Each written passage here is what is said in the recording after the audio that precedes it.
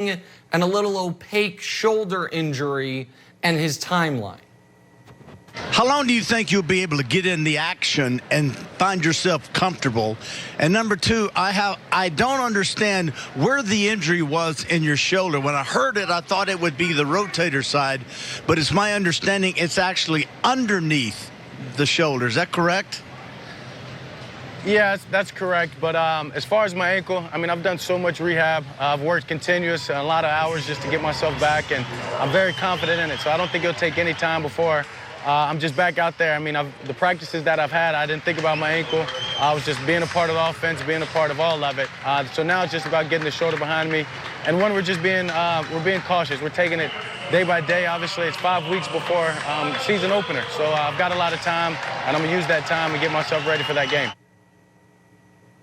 So the shoulder injury is a little concerning, and Jay Glazer reported, and by the way, we'll talk about this at the top of the 1 o'clock Eastern hour. Jay Glazer dropped a bomb about Aaron Rodgers and the Packers, like mid-sentence, and then quickly moved on.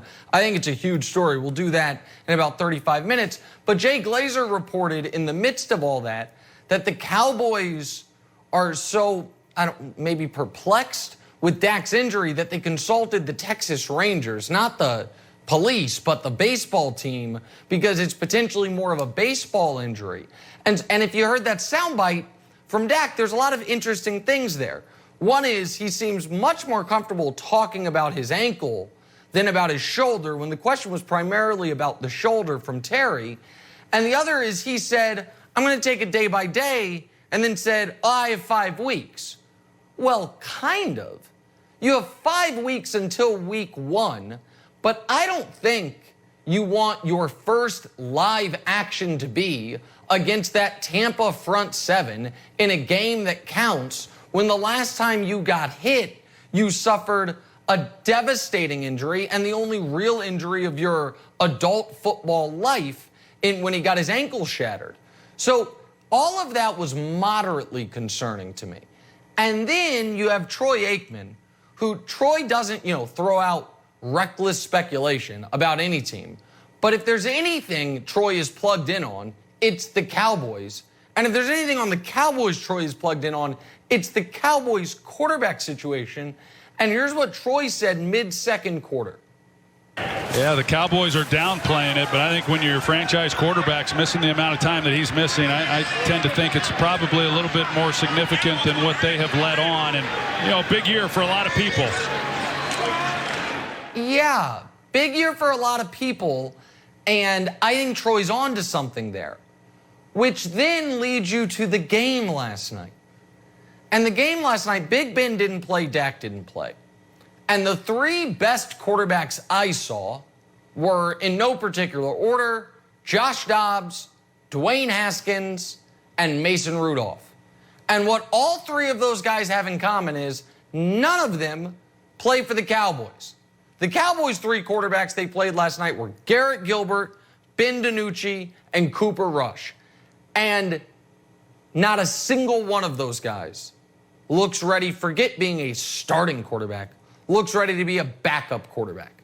The Steelers are going to cut one of those 3 quarterbacks that I just mentioned, all of them. I would have more confidence in than any of the Cowboys' backups. Which does beg the question, when your starting quarterback, who you just invested $160 million into, is coming off a devastating injury, and the timeline was always going to be a little fuzzy, why did the Cowboys let themselves go into this season with this being their backup quarterback situation? Hey, just take my team. And the argument might be, well, if Dak gets hurt, we're screwed anyway. Take my team, the Chiefs. If there's any team that's quarterback reliant, it's the Chiefs. Yet, what have we seen each of the last 2 years? They have had a backup quarterback come in a massive spot and deliver them a victory. Last year it was in the playoffs, Chad Henne, the Henne thing is possible play against the Browns to ice the game. Without that, without Henne's play, once Mahomes went out in that playoff game, the Chiefs don't make the Super Bowl. The year before, this gets forgotten, when Mahomes got injured and it looked like he was going to be out potentially months and ended up just being out a few weeks, Matt Moore stepped in and beat a playoff team, beat the Minnesota Vikings. Without that victory, the Chiefs don't have home field, they don't have a bye, they probably don't make and then win the Super Bowl.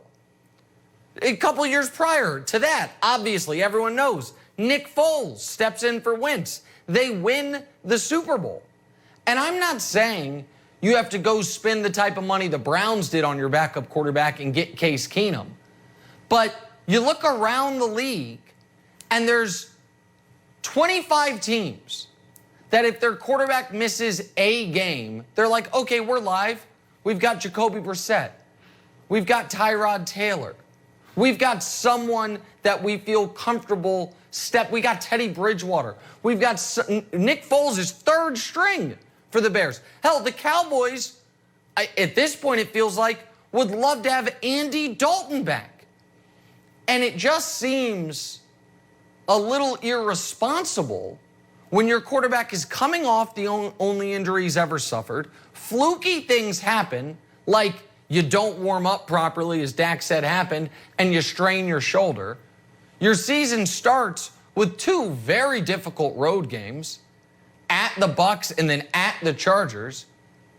To have your backup quarterback situation be Garrett Gilbert, who you weren't thrilled when he was playing quarterback if you were a University of Texas fan, much less a Dallas Cowboys fan, Ben DiNucci, or Cooper Rush. There's, $5 million can be worse spent than having a guy who, if he has to step in for a week or two, you're not drawing dead. And this Cowboys team, as good as Zeke potentially can be, they are a offense, throw the ball team. The defense, you hope for mediocrity, and you hope they score a bunch of points. And what I saw last night from their backup quarterbacks and what I heard from Troy and then heard from Dak concerns me greatly about, is Dak going to be ready for week one? And if he's not, do they have any chance of competing against any of the 31 other teams, much less the defending Super Bowl champion Bucs? Here's Alex Curry with the news. No.